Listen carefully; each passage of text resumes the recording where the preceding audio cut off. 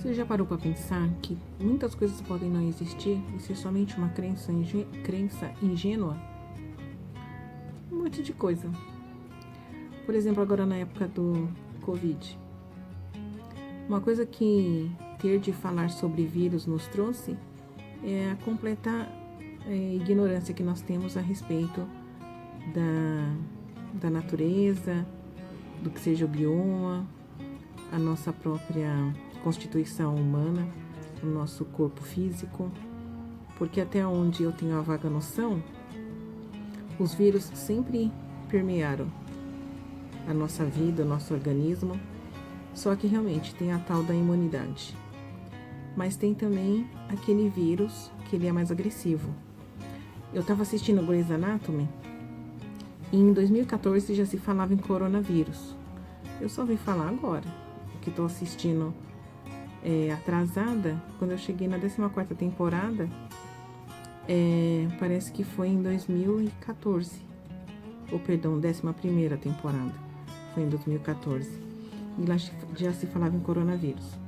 E para entender essa coisa de vírus, tem um episódio que uma das médicas, ela tem o retorno dos seus pacientes todo com sérias infecções. E aí se descobre no decorrer do episódio que ela tinha um vírus e estava infectando seus pacientes.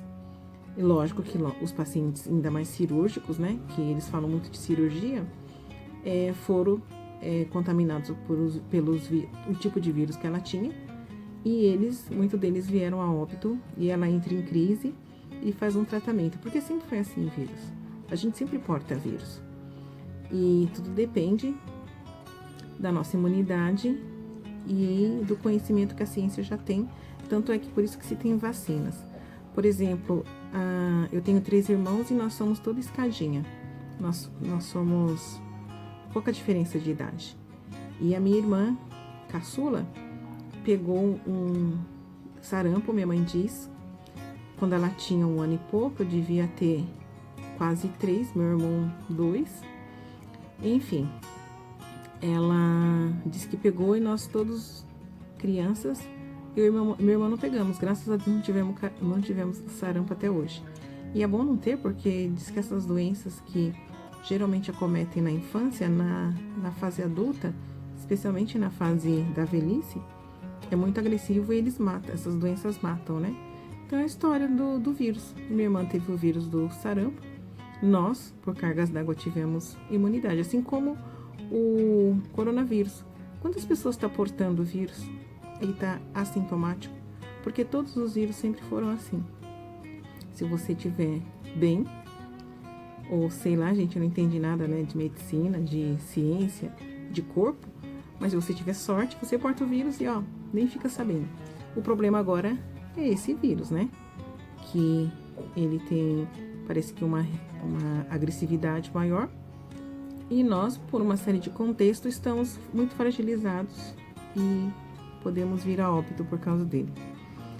E hoje eu fui fazer uma série de exames em um só lugar, que estavam marcados todos no decorrer de março, e eu consegui remarcá-los. E como não é particular, mas também não é SUS, uma coisa que fica no meio do caminho. Então ficou marcado tudo agora para novembro, praticamente.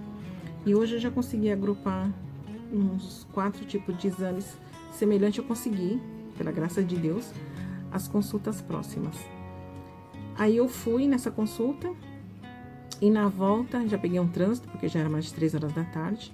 Peguei um trânsito muito grande, vim cortando o caminho pela Radial, passei um pedaço da Celso Garcia, e isso me levou a essa reflexão a respeito do vírus, porque ou isso a gente não acredita e existe, ou a gente não acredita e ele existe, ou ele existe e a gente não acredita. Então essa coisa de crença é muito complicado, né?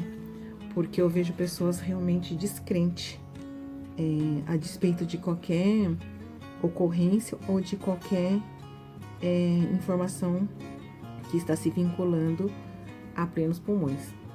Eu já tive relatos de algumas pessoas próximas e são relatos doloridos e sofridos que me angustia só de pensar em estar na situação da pessoa.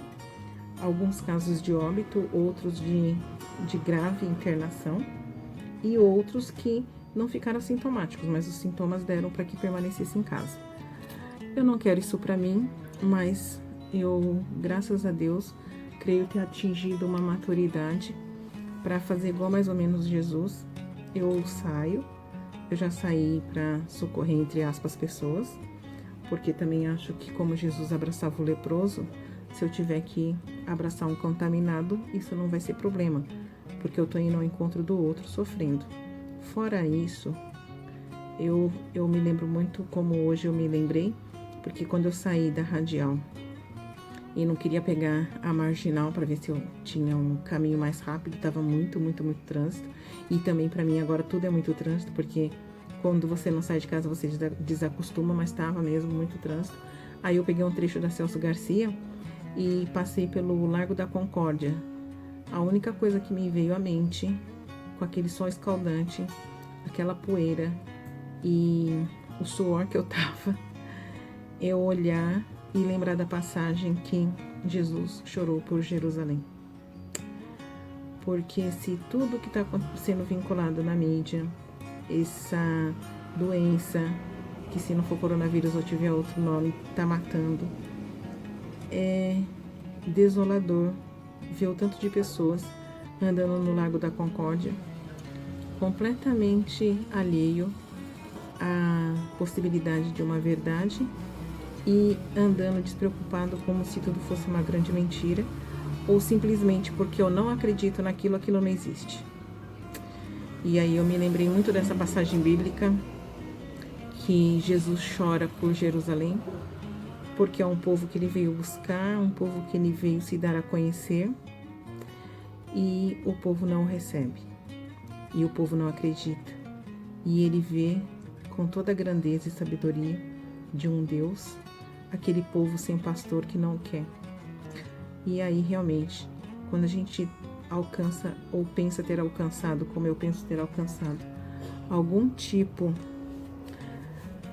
de esclarecimento, e você olha ao redor e as pessoas já retroagiram, estão lá nos primórdios discutindo se a Terra é plana, ainda tendo grave e mais acirrado e aflorado ou mais divulgado problema de racismo e uma cisão tão grande entre várias etnias, e tendo uma hegemonia ou pelo menos a pretensa hegemonia de uma sobre a outra. Eu acho que, além de orar, pedir, rezar, sei lá qual é a sua crença, é lembrar dessa passagem de Jesus que sentou e chorou. Porque não adianta, que mudança faria eu pegar um megafone ou um super microfone e tentar passar alguma coisa de alerta ou tentar fazer alguém refletir. É realmente, em muitos casos, dentro de casa e fora de casa, muitas vezes quando a gente vê o que o outro não está vendo, realmente o melhor mesmo é chorar por Jerusalém e clamar ao Senhor por eles.